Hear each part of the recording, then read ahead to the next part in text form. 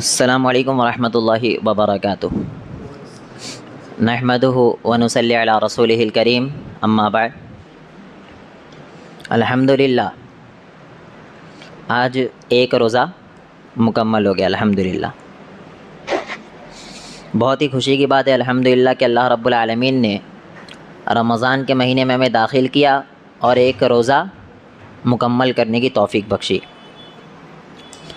और इसमें बड़े बदनसीब है वो लोग जो रोज़ा नहीं रखे बग़ैर किसी शरई उज़्र के। बग़ैर किसी शरई उज़्र के जो लोग रोज़ा नहीं रखे वो इसमें सबसे बदनसीब है। तो इसलिए हमें चाहिए कि अगर शरई उज़्र बीमारी वगैरह नहीं है तो हमें रोज़ा रखना है हर हाल में। कोई अगर काम के बहाने से छोड़ रहा है तो ये भी बहुत बड़ा इशू है, ये बख्शा नहीं जाएगा। काम के बहाने से छोड़ देते, काम है मेरा दिन भर काम रहता है छोड़ देते, ऐसा नहीं बख्शा जाएगा। आज अल्हम्दुलिल्लाह सूरतुल बक़रा ख़त्म हो गई मुकम्मल। तीसरा पारा तकरीबन आधा हो गया है, 2.5 पारे तकरीबन आज मुकम्मल हो गए अल्हम्दुलिल्लाह। और 2.5 पारे पढ़ने वाले को जितना सवाब उतना ही सवाब आप लोग को भी मिला है। पढ़े थे क्या 2 दिन में 2.5 पारे? नहीं पढ़े ना।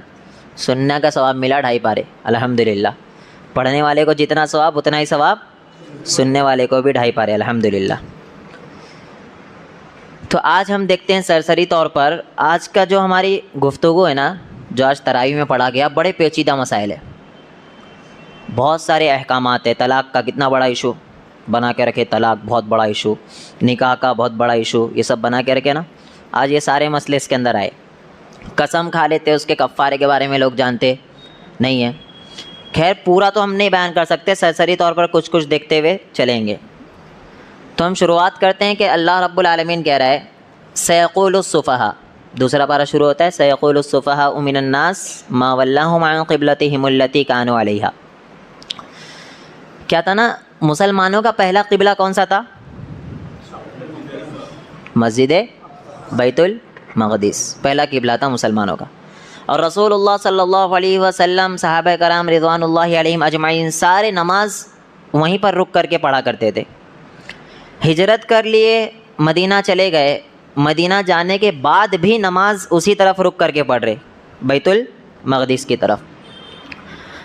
तकरीबन 17 से 18 महीने 19 महीने तक के ये हुक्म नहीं आया था। फिर अल्लाह रब्बुल आलमीन ने हुक्म दिया कि अब आपको क्या करना है, क़िबला चेंज करना है। और ये ख्वाहिश रसूलुल्लाह सल्लल्लाहु अलैहि वसल्लम की पहले से थी अल्हम्दुलिल्लाह। रसूलुल्लाह सल्लल्लाहु अलैहि वसल्लम की ये ख्वाहिश पहले से थी कि हमारा क़िबला जो है वो कौन सा हो जाए, खाना काबा बैतुल्लाह ये हमारा क़िबला हो जाए। ये रसूलुल्लाह सल्लल्लाहु अलैहि वसल्लम की ख्वाहिश पहले ही से थी। अल्लाह ने खुद कहा है क़द नरा तक़ल्लुब वजहिका फ़िस्समा फ़लनुवल्लियन्नका क़िबलतन तरज़ाहा। अल्लाह ने कहा कि हम रसूलुल्लाह सल्लल्लाहु अलैहि वसल्लम के चेहरे को देख रहे हैं, आसमान की तरफ उठ रहे हैं। अल्लाह के रसूल सल्लल्लाहु अलैहि वसल्लम की निगाहें आसमान की तरफ है और उनकी ख्वाहिश यही थी कि हमारा जो क़िबला है वो क्या हो जाए, बैतुल्लाह। और अल्लाह रब्बुल आलमीन ने हुक्म दिया, तकरीबन मदीना में 17-18 महीने गुजारने के बाद हमारा जो क़िबला वो चेंज होकर कौन सा हो गया, बैतुल्लाह। पहले जो क़िबला था वो बैतुल मक़दिस, चेंज होकर कौन सा क़िबला हो गया, बैतुल्लाह। ये क़िबला चेंज होने के बाद सहाबा टेंशन में कि हमारी जो पहले की इबादत है वो कबूल हुई या नहीं हुई, क्योंकि पहले किस तरफ रुक करके नमाज़ पढ़ रहे थे, बैतुल मक़दिस, अब चेंज हुआ। तो अल्लाह ने कहा वो टेंशन लेने की ज़रूरत नहीं है। अल्लाह किसी भी जान के ऊपर उतना ही बोझ डालता है जितना वो मुकल्लफ़ होता है। ला युकल्लिफ़ुल्लाहु, वो भी आज गुज़रा, ला युकल्लिफ़ुल्लाहु नफ्सन इल्ला वुसहा। अल्लाह मुकल्लफ़ ही इतना करता है जितनी आपके अंदर इस्तिताअत है। फिर एक इशू तो ये हो गया क़िबला चेंज होने के बाद। दूसरा इशू, किस वक्त क़िबला चेंज हुआ, कौन सी नमाज़ चल रही थी जब, असर की नमाज़। असर की नमाज़ में ये क़िबला चेंज हुआ, क़िबला चेंज होने का हुक्म आया। और बहुत सी मसाजिद में दौरान नमाज ही क़िबला चेंज हुआ है। अभी भी मस्जिद क़िबलतैन के नाम से आप जानते होंगे, सुनेंगे, क़िबलतैन आज भी सऊदी अरब में मौजूद है कि एक वक्त में 2 तरफ रुक करके नमाज़ पढ़ी गई है वहाँ। एक तो बैतुल मक़दिस, फिर हुक्म आया, सहाबी रसूल सल्लल्लाहु अलैहि वसल्लम ने बताया कि वही आ गई है, वो क़िबला चेंज हो गया है। तो फिर सहाबा ने दौरान नमाज की हालत ही क़िबले को चेंज कर लिया और अपना क़िबला क्या बना लिए, बैतुल्लाह। पहली चीज़ ये पता चली हमें क़िबला चेंज होने के ताल्लुक़ से आज गुज़रा। दूसरा अहम मसला जो मैं समझता हूँ बयान करना ज़रूरी, वो ये कि अल्लाह कहता है ना, ला युआखिदुकुमुल्लाहु बिल्लग़वी फ़ी अयमानिकुम। आप जो बात बात में कहते हैं ना वल्लाही, अरब में बहुत कहते हैं वल्लाही ऐसा हो रहा है, वल्लाही वल्लाही, ये कसमें खाते, इस पर पकड़ अल्लाह नहीं करेगा। ला युआखिदुकुम अल्लाहु बिल्लग़वी फ़ी अयमानिकुम वलाकिन युआखिदुकुम बिमा कसबत कुलूबुकुम। अल्लाह पकड़ उस कसम पे करेगा जो आपका इरादा था, आपका इरादा था कसम खाने का, दिल से आपने जो कसम खाई है उस पर पकड़ करेगा। जो लग़व होती है, जो बात बात में कसम निकलती है, उस पर पकड़ नहीं करेगा। अब रहा मसला, हम बहुत सी बार इरादे से कसम खा लेते हैं और उसको पूरा भी नहीं कर पाते, जबकि अल्लाह ने शरई तौर पर पूरा तरीका बताया है। कफ़ारा देना पड़ेगा आपको अगर कसम पूरी नहीं करते। कफ़ारे में क्या बताया? ला युआखिदुकुमुल्लाहु बिल्लग़वी फ़ी अयमानिकुम वलाकिन युआखिदुकुम बिमा अक़्क़दतुमुल अयमान फ़कफ़ारतुहु इत्आमु अशरति मसाकिन। ये जो है ना, कफ़ारा देख के ही लोग सोचते ना ना ना छोड़ो, कसम खा लिया वो हो जाएगा। ये बात याद रखना, दुनिया में ये छोटी मोटी चीज़ देकर आप बच लो, बहुत बड़ी बात है, क्योंकि आपने कफ़ारा अदा किया, आपका ज़ीरो हो गया, आप गुनाह नहीं मिलेगा। ये बात याद रखना। कोई बंदा ज़िना कर रहा है, उसको हद लग जाती है, तो क्या उसका गुनाह बाकी रहेगा? उसने वो अज़ाब दुनिया में क्या कर लिया? झेल लिया। उसने अपनी सज़ा को दुनिया में क्या कर लिया? बर्दाश्त कर लिया। नहीं समझा? रसूलुल्लाह सल्लल्लाहु अलैहि वसल्लम के पास सहाबी आती है, अल्लाह के रसूल मुझसे ज़िना हो गया, ज़िना हो गया है। अभी उनका छोटा बच्चा होता है, हुक्म दिया जाता है कि ठीक है, पहले तो अल्लाह के रसूल नहीं करते बहुत से, उसके बाद कहते हैं कि ठीक है, जब ये बच्चे को दूध पिलाना 2 साल मुकम्मल हो जाएंगे तो फिर क्या करना, आप आ जाना। और वो है सहाबिया, वो रसूलुल्लाह सल्लल्लाहु अलैहि वसल्लम के पास 2 साल बाद बराबर पहुँचते कि अब मुझे सज़ा दो। इतना जिगरा है किसके अंदर? रजम किसको कहते? किसे कहते हैं रजम? पत्थरों से मार के हलाक करना, सिर्फ गोली मार के उड़ा दो, ये रजम नहीं है। इंसान को एक बार लगा थोड़ा तड़पा, 2 बार लगा थोड़ा तड़पा। ज़रा गौर करो कि पत्थरों से मार मार कर हलाक किया जा रहा है, खून उड़ उड़ के लोगों के ऊपर आता भी था। खालिद बिन वलीद का मशहूर वाक़या जानते? जब वो मारा जाता था ना तो खून उड़ उड़ कर लोगों के जिस्मों पर भी आता था। कितना बड़ा जिगरे का काम था वहाँ पर अपने आप को कहना कि हाँ मैं गुनहगार हूँ, क्योंकि अगर बंदा कह दे मैं गुनहगार नहीं हूँ तो सज़ा ही नहीं है दुनिया में सज़ा नहीं है। और जब उन्होंने सज़ा झेल ली, दुनिया में उनको रजम कर दिया गया, रसूलुल्लाह सल्लल्लाहु अलैहि वसल्लम ने बताया कि वो जन्नती औरत, क्या बताया शेख? जन्नती औरत। और उनसे क्या हुआ था दुनिया में? ज़िना। अल्लाह के रसूल सल्लल्लाहु अलैहि वसल्लम ने क्लियर किया कि उन्होंने ऐसी तौबा की, ऐसी सच्ची तौबा की कि अल्लाह रब्बुल आलमीन ने उनके गुनाहों को माफ़ कर दिया। तो पता चला जो बंदा दुनिया में झूठी कसम खा लेता है, कुछ भी कर लेता है, रोज़ा तोड़ देता है, तो कफ़ारा दुनिया में दे दो, बच जाओगे। लेकिन अगर दुनिया में नहीं दोगे, छोटी मोटी चीज़ के लिए छोड़ोगे, छोड़ दो यार क्या हो रहा है, छोटी चीज़ है छोड़ दो, तो भाई क़यामत के दिन नहीं बख्शे जाओगे। ये बात याद रखना। और वहाँ एक एक रुपये के लिए तरसोगे, एक एक नेकी के लिए तरसेगा इंसान। अच्छा, आराफ वाले कौन लोग हैं? आराफ, जन्नत और जहन्नम के दरमियान एक दीवार का नाम है आराफ, जिस पर चंद लोग होंगे जिनके नेकी और बुराई दोनों क्या होंगे? बराबर होंगे। उनको एक नेकी मिल गए तो ऊपर नहीं हो सकते थे वो? गौर करो, अगर उन्हें सिर्फ एक नेकी मिल जाती तो क्या वो ऊपर नहीं हो सकते, जन्नत में नहीं आ जाते? आ जाते। पता चला एक एक नेकी के लिए लोग वहाँ तरसेंगे। ये बात याद रखना। क्लियर रहो दुनिया में। अगर कसम झूठी खा लिया हो तो कफ़ारा अदा कर दो। और अल्लाह के रसूल सल्लल्लाहु अलैहि वसल्लम के ज़रिए अल्लाह ने बताया है कि कफ़ारा क्या है? फ़कफ़ारतुहु इत्आमु अशरति मसाकिन। 10 मिस्कीनों को क्या करो? खाना खिलाओ। या फिर नहीं कर सकते 10 मिस्कीनों को खाना, कपड़ा पहना दो। और खाना भी कोई हाई लेवल का नहीं खिलाना है, खाना वही खिलाना है जो आप खाते हो। जैसा खाना आप खाते हो, जैसे कपड़े आप पहनते हो, वैसे ही खाना खिलाना और वैसे ही कपड़े पहनाना है। या फिर ग़ुलाम आज़ाद करना पड़ेगा, किसी ग़ुलाम को, लौंडी को आज़ाद करना पड़ेगा। ये सब चीज़ें नहीं कर सकते हो, फिर क्या करना पड़ेगा? 3 दिन रोज़े रखना पड़ेगा। कितने दिन रोज़ा रखना है? 3 दिन रोज़ा रखना पड़ेगा। ये ऑप्शन जो 3 दिन रोज़े का है ना, ये बाद में, ये बात याद रखना। लोग कफ़ारे में क्या सोचते हैं कि मैं रोज़ा रख लूँगा 3 दिन, ये ऑप्शन बाद में। अगर आपको 10 मिस्कीनों को खाना खिलाने की इस्तिताअत नहीं है, कपड़ा पहनाने की इस्तिताअत नहीं है, ग़ुलाम आज़ाद करना, लौंडी आज़ाद करने की कैपेसिटी नहीं है, तब जाकर ऑप्शन चौथा आएगा। वो क्या है?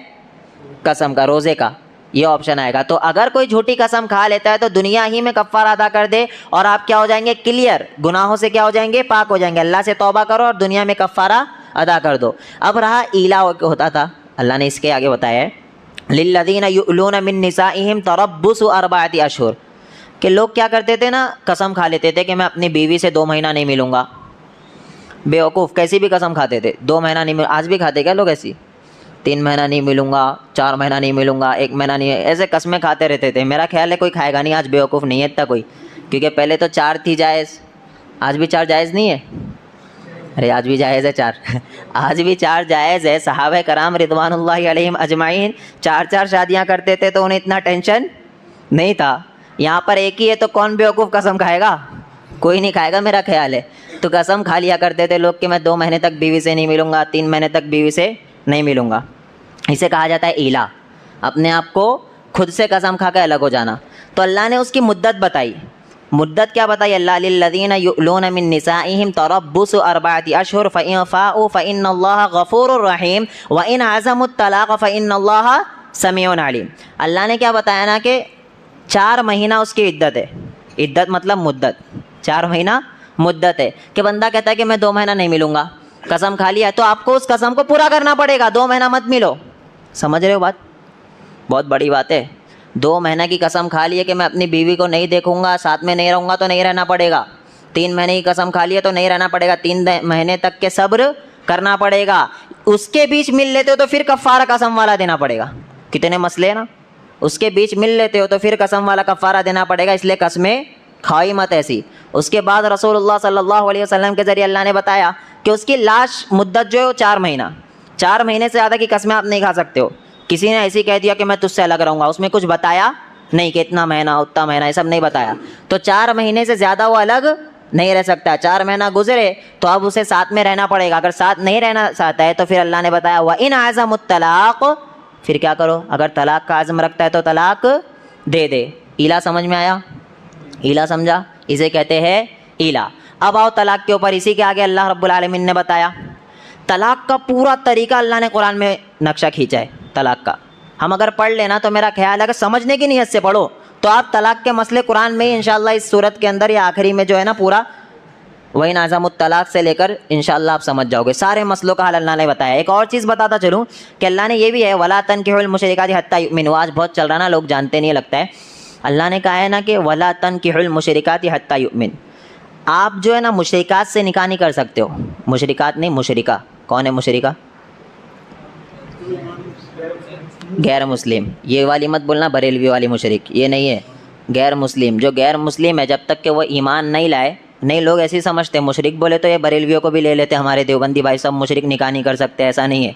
ये कौन से वाले मुशरिक है? जो गैर मुस्लिम है, जब तक कि वो ईमान नहीं लाएंगे आप उनसे निकाह नहीं कर सकते हैं। क्यों मैं बता रहा हूँ आपको पता है ये चीज़? क्योंकि सहाबा कराम रिज़वानुल्लाहि अलैहिम अजमाइन के टाइम पर ऐसे मुशरिक थे ही नहीं जो मुसलमान भी और मुशरिक भी हो। प्लस पॉइंट, मुसलमान भी और मुशरिक भी, मुनाफिक एक अलग मसला है, मुशरिक भी और मुनाफिक मुसलमान भी ऐसा नहीं था। तो खैर अगर कोई मुशरिक है तो वो मुशरिका से निकाह, मुसलमान मुशरिका से निकाह नहीं कर सकता है, इतना बात याद रखना। आप मुसलमान हो, किसी गैर मुस्लिम औरत से निकाह नहीं कर सकते हो। आज बहुत कर रहे हो, वो दीन अकबर है, क्या है वो, दीन इलाही ईजाद करके गया ना अकबर बादशाह। अकबर बादशाह को जानते? वो भी नहीं जानते क्या अकबर बादशाह? अकबर बादशाह था, हमारे सीरत सब याद रखा करो, तारीख क्या याद रखो, तारीख को याद रखा करो। अकबर बादशाह था, उसने किससे शादी किया? हाँ ये पता है बराबर, जोधा से शादी किया उसने। और जोधा क्या थी, मुस्लिम थी नहीं। वहाँ से ईजाद हुआ दीन इलाही, लेकर चलने लग गए लोग। और कुरान ने साफ कहा था वला तनकिहुल मुशरिकाति हत्ता युमिन, आप जो है मुशरिक औरत गैर मुस्लिम से निकाह नहीं कर सकते हो जब तक कि वो मुसलमान ना हो जाए। तो ना ही ये हो सकता है कि जो औरत है ना वो किसी गैर मुस्लिम से शादी कर सकती है। आज कर रहे, आज कर रहे, गैर मुस्लिम के साथ भाग रहे, कुरान का इल्म नहीं दिया गया। क्लियर कट कुरान ने कहा था कि अगर गैर मुस्लिम लड़का है तो आप निकाह नहीं कर सकते हो। अगर करोगे तो दुनिया आखिरत दोनों बर्बाद, दुनिया आखिरत दोनों बर्बाद हो जाएगी। अगर किसी को गैर मुस्लिम से निकाह करना है तो पहले उसे क्या करना पड़ेगा? ईमान वाला होना पड़ेगा। वो ईमान नहीं तो निकाह नहीं कर सकते, चाहे लड़का हो चाहे लड़की हो, मुसलमान होना ज़रूरी है। बहुत से लोग सवाल करेंगे गैर मुस्लिम से निकाह कर सकते क्या, बाद में मुसलमान बनूंगा? ना, नहीं कर सकते, पहले ईमान लाना पड़ेगा उसको, पहले ईमान लाना, ईमान शर्त है। ये चीज़ क्लियर हो गई, क्योंकि मुर्तद होने का, इर्तिदाद का फितना बहुत चल रहा है और हमारी ख़वातीन खुसूसी तौर पर उसमें मुलव्विज़ हो जा रही है। वो समझ नहीं पा रही है या समझना चाहती नहीं है, वल्लाहु आलम। सब चलो अब आगे तलाक़ का मसला, तलाक़ का मसला समझ के बात ख़त्म करते हैं हम आज की, कि तलाक़ का इशू है ना, अल्लाह रब्बुल आलमीन ने खुद क्लियर कट बताया कि अब तलाक़ु मर्रतान, तलाक़ कितनी बारी में, कितनी बारी में, 2 बार। अब तलाक़ु मर्रतान, तलाक़ 2 बारी में। क्या मतलब 2 बारी में? मतलब ये है कि 2 बार तलाक़ देने के बाद बंदा रुजू कर सकता है। 2 बार ऑप्शन है उसके पास। पहला तलाक़ दिया, रुजू का ऑप्शन है। दूसरा तलाक़ दिया, रुजू का ऑप्शन है। तीसरा तलाक़ दिया तो खलास, अब कुछ नहीं मिलेगा, अब चुपचाप चले जाओ, अब कोई ऑप्शन नहीं है दूर दूर तक। वो दूर दूर से खींच तान के मत निकालना, हलाला वलाला इस्लाम में जायज़ नहीं है, ये बात क्लियर कट याद रखो। तो देखो अल्लाह ने खुद बताया कि तलाक़ कैसे देना है। पहली बात तो पाक होना चाहिए औरत, अगर कोई तलाक़ देने का इरादा रखता है, उसने तलाक़ दे दिया, तलाक़, मैं तुझे तलाक़ देता हूँ। इसमें एक चीज़ याद रखो, लोग क्या कहते हैं आपको पता है, मैं गुस्से में तलाक़ दे दिया, गुस्से में तलाक़ दे दिया। मुझे एक बात बताओ, कोई प्यार मोहब्बत में तलाक़ देता है? कोई प्यार मोहब्बत में तलाक़ देता है? कोई नहीं देता। तो ऐसे फतवे क्यों पूछते हो, मैंने गुस्से में तलाक़ दे दिया, कोई रास्ता है क्या? अरे भाई गुस्से ही में तलाक़ देते लोग, प्यार मोहब्बत में कोई तलाक़ नहीं देता है। तो भाई तलाक़ दे दिया किसी ने, एक मजलिस में 4 बार तलाक़ बोल दिया, 10 बार बोल दिया, कितनी लग गई? 10 लग गई? एक ही लगी। दलील मुझसे पूछ लिया करो। मुस्नद अहमद की रिवायत सही मरफू रिवायत, मरफू किसे कहते हैं? जो रिवायत रसूलुल्लाह सल्लल्लाहु अलैहि वसल्लम तक पहुंच रही हो, जिसमें कह रहे हो साहबी रसूल सल्लल्लाहु अलैहि वसल्लम कि ये रसूलुल्लाह सल्लल्लाहु अलैहि वसल्लम के सामने हुआ ये मामला। समझ रहे हो बात? रुकाना बिन यजीद रज़ियल्लाहु अन्हु साहबी रसूल है सल्लल्लाहु अलैहि वसल्लम, वो गमगीन है, रसूलुल्लाह सल्लल्लाहु अलैहि वसल्लम के पास आए। और साहबी रसूल जो रावी है कौन है वो? अब्दुल्लाह इब्न अब्बास रज़ियल्लाहु अन्हु, जो अहले बैत में से। अब्दुल्लाह इब्न अब्बास किस में से? अहले बैत में से। वो बहुत चल रहा है आज मार्केट में, खैर उसको हटाओ। तो वो अहले बैत में से अब्दुल्लाह इब्न अब्बास रज़ियल्लाहु अन्हु, उनके सामने मामला आया, रसूलुल्लाह सल्लल्लाहु अलैहि वसल्लम के पास पहुँचे। रुकाना बिन यजीद बड़े परेशान हैं, बहुत ज़्यादा गमगीन है। पूछते हैं क्या मामला है? तो कहते हैं कि मैंने अपनी बीवी को तलाक़ दे दिया। बोले कितने तलाक़? बोले 3 तलाक़। जुमला नोट करो, फ़ी मजलिस्यों, फ़ी मजलिस्यों वाहिद, एक मजलिस में दिए हो। क्या बोल रहे शेख? फ़ी मजलिस्यों वाहिद, एक मजलिस में दिए हो? बोले हाँ, एक मजलिस में 3 तलाक़ दे दिया। मामला रसूलुल्लाह सल्लल्लाहु अलैहि वसल्लम के पास आया, उन्होंने बताया मैंने तलाक़ दे दिया है। बोले कैसे तलाक़ दिया? बोले एक मजलिस में। और अल्लाह के रसूल का मुहर लगाना, फ़ी मजलिस्यों वाहिद, एक मजलिस में दियो। उन्होंने कहा हाँ मैं एक मजलिस में 3 तलाक़ दिया हूँ। तो रसूलुल्लाह सल्लल्लाहु अलैहि वसल्लम ने, हदीस का जुमला है शेख, आपकी तलाक़ एक ही लगी। हदीस का जुमला क्या है? आपकी तलाक़ कितनी लगी? 10, 3, कितनी तलाक़ लगी? एक ही तलाक़ लगी। हदीस नंबर लिख लो किसी को चाहिए तो। तलाक़ के मसाइल में मुस्नद अहमद की रिवायत है 7157 मरफू रिवायत, ज़ईफ़ भी दूर दूर तक ज़ईफ़ ही नहीं हो सकती। मरफू बोले तो क्या पहुँच गई रसूलुल्लाह सल्लल्लाहु अलैहि वसल्लम तक। जब क्लियर हो गया कि रसूलुल्लाह सल्लल्लाहु अलैहि वसल्लम के ज़माने में ये मामला हुआ और उन्होंने कहा फ़ी मजलिस वाहिद, एक मजलिस में 3 तलाक़ दियो, और वो कह रहे हाँ मैंने एक मजलिस में 3 तलाक़ दिए। रसूलुल्लाह सल्लल्लाहु अलैहि वसल्लम का ये कहना कि आपकी एक ही तलाक़ लगी है, ये इस बात की दलील है। एक मजलिस में 100 तलाक़ भी दे दो तो कितनी लगेगी? एक ही लगेगी, एक ही तलाक़ लगेगी। एक मजलिस की 3 तलाक़, एक ही तलाक़ होगी। जो दूसरे भाई कहते हैं हज़रत उमर रज़ियल्लाहु अन्हु का कौल लेकर कहते हैं, और ये बात भी क्लियर करना चाहूँ, हज़रत उमर रज़ियल्लाहु अन्हु का ये सियासी मसला था। कौन सा मसला था? सियासी मसला। और ये मैं नहीं कह रहा हूँ, ये भी मुस्लिम से साबित है। हज़रत उमर रज़ियल्लाहु अन्हु के टाइम पर साहबी रसूल कहते हैं कि अल्लाह के रसूल सल्लल्लाहु अलैहि वसल्लम के टाइम, अबू बकर रज़ियल्लाहु अन्हु के टाइम पर एक मजलिस की 3 तलाक़ को एक ही माना जाता था। हज़रत उमर रज़ियल्लाहु अन्हु के टाइम पर देखा गया कि लोग तलाक़ को मजाक बना रहे, जहाँ देखो वहाँ तलाक़ दिए जा रहे, तलाक़ बहुत ज़्यादा लोग देने लग गए। तो हज़रत उमर रज़ियल्लाहु अन्हु ने सियासी तौर पर यह हुक्म लगाया कि अब अगर आप 3 तलाक़ दोगे तो वो 3 मानी जाएगी। समझ रहे हो? ये हज़रत उमर रज़ियल्लाहु अन्हु का इज्तिहादी मसला था। हम ये नहीं कहते वो गलत है, हम ये नहीं कहते। वो किसी ने कहा कि हम गुस्ताखी करते, हम तो कभी कह ही नहीं रहे हज़रत उमर गलत है, हम तो कह रहे उसके अगेंस्ट मरफू रिवायत है। वो किसकी रिवायत है? रसूलुल्लाह सल्लल्लाहु अलैहि वसल्लम का कौल है, उनका ज़माना है, तो हम किसको लेंगे? रसूलुल्लाह सल्लल्लाहु अलैहि वसल्लम को। तो ये बात क्लियर हो गई। हज़रत उमर रज़ियल्लाहु अन्हु का ये सियासी मसला था। एक मजलिस की 3 तलाक़ कितनी होगी? एक ही होगी। एक बंदे ने तलाक़ दे दिया, अब तलाक़ देने के बाद ना कितना इद्दत होगी? 3 है, 3 महीना तकरीबन इद्दत होगी। उस इद्दत के दौरान अगर वो रुजू कर लेता है तो 1 तलाक़ लग जाएगी। समझ रहे हो बात? 3 महीना इद्दत है, तो 1 तलाक़ देने के बाद कितना भी बोलो एक ही लगेगी। तलाक़ देने के बाद 3 महीना इद्दत है। उसमें अगर वो रुजू कर लेता है, ये सारी चीज़ कुरान है, मैं अपने से नहीं बता रहा हूँ। वही ना अज़मुत तलाक़ फ़इन्नल्लाह समीउन अलीम, आगे पूरा अल्लाह ने खींचा इसके अंदर नक्शा। तो 3 हैज़ इद्दत है, 3 हैज़ इद्दत गुजरने के बाद अगर रुजू करना चाहता है तो नहीं कर सकता। समझ रहे बात? क्लियर रखो इसको, जो नहीं समझा पूछ सकते हो आप। एक बंदे ने तलाक दे दिया, 3 महीना क्या थी? इद्दत थी। उस 3 महीने के अंदर अगर वो रुजू कर लेता है, अगर वो रुजू कर लेता है तो एक तलाक लग गई, अब उसका कोई मसला नहीं है, रुजू हो जाएगा। समझे? लेकिन अगर कोई 3 महीने तक रुजू नहीं कर रहा है, चौथे महीने में आके रुजू करना चाह रहा है, तो अब वो रुजू नहीं कर सकता है। वो डिमांड, वो इख्तियार उसकी बीवी के पास चले गया। अब अगर रुजू करना चाहते हैं 3 महीने के बाद, तो नया निकाह और नया महर, समझे? नया निकाह और नया महर के साथ 3 महीने के बाद होगा। लेकिन अगर कोई 3 महीने के अंदर ही रुजू करना चाहता है तो नो नया निकाह और नो महर, वही वाला पुराना ही चलेगा, एक ही तलाक लगेगी। अब एक तलाक लग गई, 3 महीने के अंदर किसी ने रुजू कर लिया, अब उसके बाद वो बेवकूफ़ फिर से तलाक दे रहा है, फिर से तलाक दे रहा है, फिर 3 महीना इद्दत है, फिर 3 महीने के अंदर उसने रुजू कर लिया, फिर तलाक दे रहा है, तो ये क्या हो गया? खिलवाड़। ये क्या हो गया? खिलवाड़। इसलिए रसूलुल्लाह सल्लल्लाहु अलैहि वसल्लम के ज़रिए अल्लाह ने बताया अब मसला ख़त्म, अब जब तक कि वो उसके लिए हलाल नहीं होगी, हत्ता तनकिह ज़ौजन गैरा, जब तक कि वो किसी और से निकाह ना कर ले, यहीं से हलाला निकाले हुए।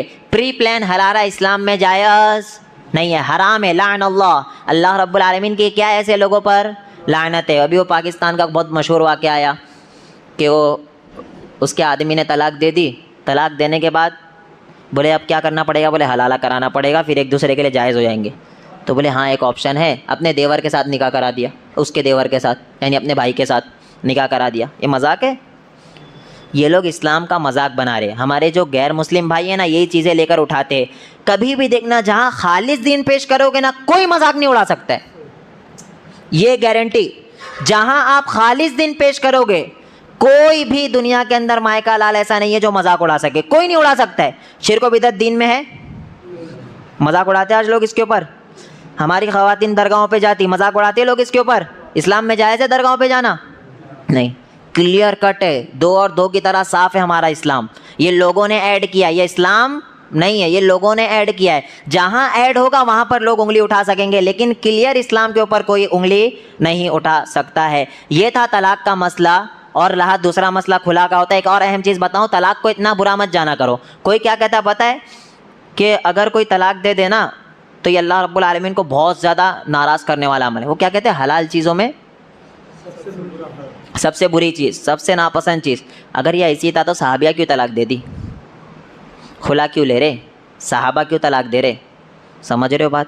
सहाबा कोई भी ऐसा काम करेंगे जिससे अल्लाह नाराज़ हो, क्योंकि अल्लाह इनकी गारंटी ले रहा है, मैं नहीं। फ़इन आमनो बिमिस्लि मा आमनतुम बिही फ़क़द इहतदौ। ईमान लाओ सहाबा की तरह, तब कामयाब हो आप। किसी तरह ईमान लाओ सहाबा की तरह, तब कामयाब हो। पता चला सहाबा कोई भी उल्टा काम नहीं कर सकते, तो उनकी जब नहीं जम रही तो वो आपस में तलाक ले रहे, खुला ले रहे, तो पता चला ये सिर्फ एग्रीमेंट है। आप ज़िंदगी साथ में गुजारने की कोशिश करो, हत्तल इम्कान कोशिश करो, तलाक एक दूसरे को मत दो। ये पसंदीदा वाकई में नहीं, लेकिन ऐसा नहीं है कि अल्लाह को नापसंद है, ऐसा नहीं है। अगर नहीं जम रही है, शौहर बुरा निकल गया है, बीवी बुरी निकल गई है, तो मेरे भाई आप अलग हो सकते हैं। और इसमें घर वालों को भी साथ देना पड़ेगा। ऐसा मत कहा करो कि घर से निकल गई है ना तो अब तेरी लाश ही घर पे पहुंचेगी। ये अच्छी चीज़ समझे? बात नहीं समझे? एक बार तेरा निकाह करा दी, अब तेरा शौहर तुझे मारे तोड़े कुछ भी करे, तू हमारे घर पे दोबारा नहीं आएगी। ये बिल्कुल पसंदीदा अमल नहीं है। आप तमाम ही लोगों को, भाइयों को और बाप को अल्लाह रब्बुल आलमीन ने रहबर बनाया है। इन तमाम चीज़ों का ख्याल रखें, बाकी चीज़ देखेंगे। अल्लाह रब्बुल आलमीन हम तमाम ही लोगों को सही दीन पर अमल करने की तौफीक अता फरमाए।